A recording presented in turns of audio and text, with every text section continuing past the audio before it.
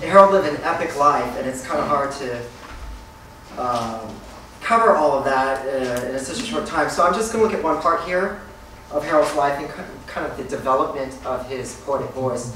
I call it America Destroys Those Who Create the Italian Exile of a Brooklyn Bard. And I'd like to dedicate my talk tonight to the visionary Judith Malina and the Living Theater, our country's oldest experimental theater troupe.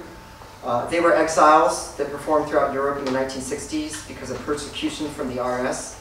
This week, the Living Theater had to close the doors to its Manhattan performance space because it could no longer afford the rent, which I find so terribly unjust. Harold was not only a close friend of both Judith and her husband, Julian Beck, but was involved in the creation of the Living Theater in 1947.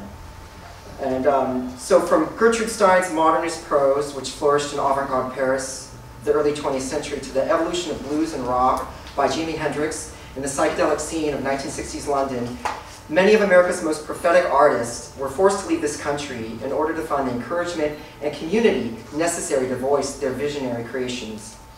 Harold Norse was born in Brooklyn during the summer of 1916 to an unwed Lithuanian Jewish immigrant. Like many others of his generation, he grew up poor during the Depression with an abusive stepfather and a superstitious, overbearing mother. Harold was a language prodigy, and his heroes were Walt Whitman and Hart Crane. As a student at Brooklyn College, he quickly rose above the fray. By World War II, Harold was a full participant in the bohemian milieu of Greenwich Village. Among his friends were James Baldwin, W.H. Auden, and Paul Goodman. Following a master's in English from NYU, Harold was on his way to a PhD and a lifetime in academia. But 1950s America was gripped in the clutches of Cold War conformity, and its conservative hysteria was particularly dangerous for Harold. Not only was he a liberal and a poet, but also queer, all red flags for being labeled a communist. This was the soulless era of validation through collective consumption, where the only escapes were the numbness of alcohol and the ecstatic bliss of furtive sexual contact. Fearing that he would either end up in jail for being gay or drink himself to death, Harold left for Italy in 1953. His plan was to go for 3 months, but he quickly sold his return passage and for the next 15 years lived in Tangier, Paris, and then Athens. This geographical travel mirrored a development of his poetic voice as he took inspiration from the mores of classical Rome and Greece. By the time of his expatriation, Harold had published his first collection of poetry, The Undersea Mountain. The establishment of that time coveted poets such as Robert Lowell and Carl Shapiro and viewed Harold's poems as too wild. William Carlos Williams was an early and strong supporter of his work, stating that Harold used the colloquial American language as never before. Harold spent the next 5 years living in Rome, Florence, and Naples primarily. In these classical surroundings, he could finally breathe freely as a person and a poet. In a society with pre-Christian attitudes to same-sex desire, Harold no longer had to disassociate his soul's voice from his poetic voice, but instead found fertile ground to blossom in an ancient culture, one which America could not offer.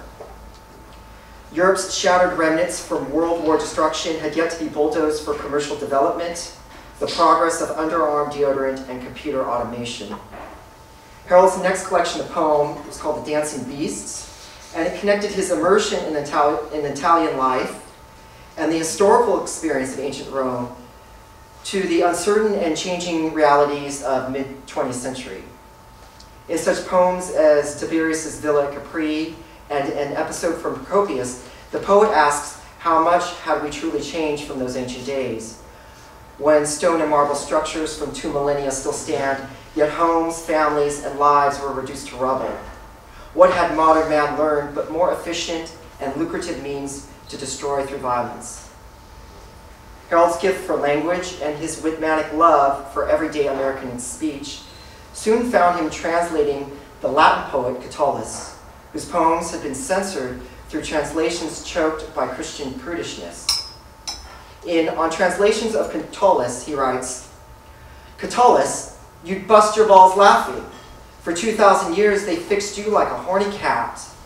The pedagogues can't take you straight, old pederast. They'll never make it, not while they teach you how to write. Harold also turned his ear to Giuseppe Gioacchino Belli, whose satirical sonnets attacked the corruption and egotism of the papacy with a sharp humor. Though D.H. Lawrence and James Joyce both attempted translations, the vernacular of 19th century Rome proved too much a challenge. Harold said that he accomplished the task with a dictionary in one hand and an Italian youth in the other. During this time, Harold continued to correspond with Williams, and their surviving letters are preserved in the wonderful collection, The American Idiom. In it, Williams singled out the poem Classic Frieze in a Garage as, quote, the best I have seen of yours, which saw Harold combine the old world and the new by following his native idiom. And I will close with the second part of that poem. I have passed my time dreaming through ancient ruins, walking through crowded alleyways of laundry outside tenements with gourds in windows and crumbling masonry of wars. When suddenly I saw among the greasy rags and wheels and axles of a garage the carved new figures of a classic frieze above dismantled parts of cars. Garage swallows sarcophagus. Mechanic calmly spraying paint on a fender, observed in turn by Lapith and Centaur. The myth of the Mediterranean was in that garage, where the brown, wiry youths saw nothing unusual at their work among dead heroes and gods. But I saw Hermes in the rainbow of the dark oil on the floor reflected there, and the wild hair of the Sibyl as her words bubbled, mad and drowned, beneath the motor's roar. Thank you.